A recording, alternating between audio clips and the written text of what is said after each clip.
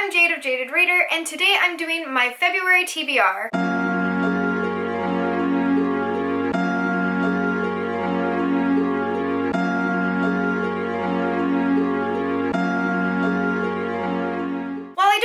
Do a monthly TBR, February is looking kind of chaotic, and I definitely wanted to make sure that I knew exactly what I was doing. First off, I'm going to be participating in Blackathon. Blackathon was created by Jessie at Bowties Books. They've done an amazing job in the prompts, so I'll be sure to tell you what prompts are being fulfilled as I go through these books. I'm also participating in the Ketchup Book Club, which is hosted by Becca at Becca and the Books, along with all the amazing co-hosts. So I will have both the Ketchup Book Club and the Blackathon links listed down below, so you can check those out. I also just have some books that I really want to get to, and I'm still finishing up my winter goals list, so this pretty much will encompass everything I need to get done in February, and it's a lot. For the Ketchup Book Club, I will be reading A Game of Thrones, which is the book we are all catching up on. We had 2 months to do this. I'm starting it now. This is a really adorable version that my boyfriend has. I might have to pick up a larger version. I'm gonna see how this goes, but it really is adorable. And as part of my winter goals list, I will be picking up The Last Time Sarah, which is gifted to me by Sarah at Novel Serendipity, and I really have been looking forward to this book. I don't know a lot about the plot, which is kind of how I like to go into books, but I do know that it follows a main character named Asha who slays dragons and is betrothed to somebody that she hates, and she has a chance to earn her freedom if she slays the most powerful dragon in the land. That sounds absolutely awesome, right up my alley. It has dragons. Last Time Sarah. Then I have Akeda Witch by Nnedi Okorafor. This fulfills the prompt in Blackathon for More Than Color, which has a intersectional black character. Sunny, our main character, is from Nigeria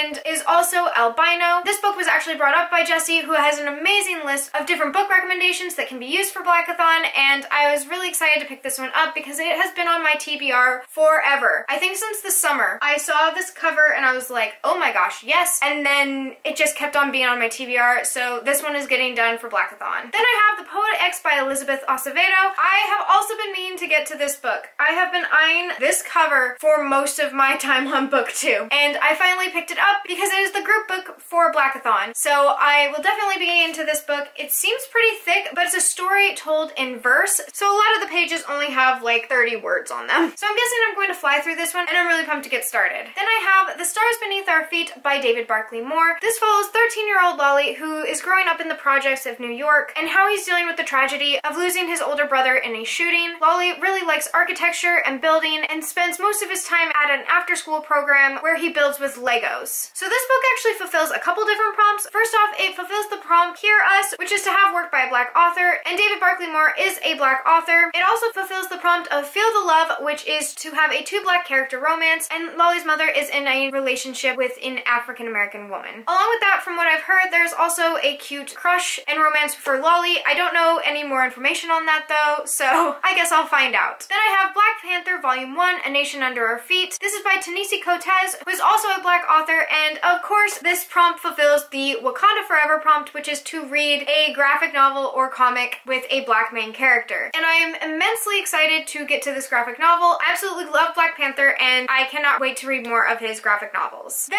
I do have some books that I might not get to that are kind of like backburner books that I'm still really invested and really interested in reading, and that is Miles Morales' Spider-Man by Jason Reynolds. I tried to pick up this book before Spider-Verse came out because I really love Miles Morales. I've always enjoyed his comics. Having him in novel form I thought would be really cool. I just didn't manage to get to it. Spider-Verse was absolutely amazing. Go watch it now. I also have Kindred by Octavia Butler. From what I hear, this is a sci-fi fantasy book following a modern Black woman named Dana who gets transported into the past where she discovers more about her heritage and must get back to the future? I'm not sure. I also have on my list Descender Volume 3. This was gifted to me by Sam at Sarcasm and Sci-Fi and is on my winter goals list. Then I am halfway through King of Scars, the first of Leigh Bardugo's stories about Nikolai, and I am absolutely loving this. I'm going to have a vlog coming out where I read this with Jess at Tundra Tomes, and I'm having so much fun doing it. I highly recommend this book if you have read the Grisha trilogy as well as Six of Crows and Crooked Kingdom. I say that because this is definitely the collaboration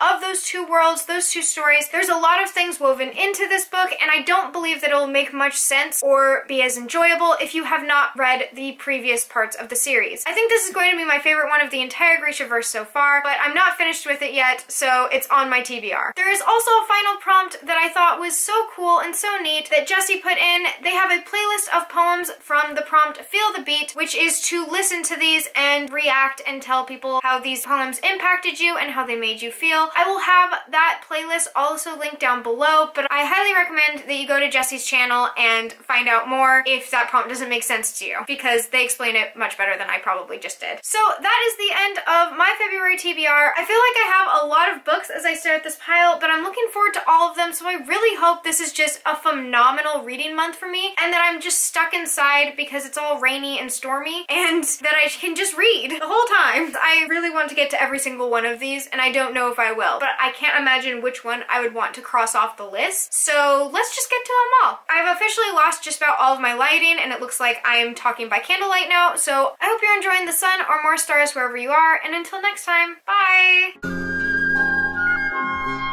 The catchupathon, but it really is adorable. Like, my complaint is not, is this adorable enough? It's more of like, is the Bible-like text accessible to me? I'm going to try.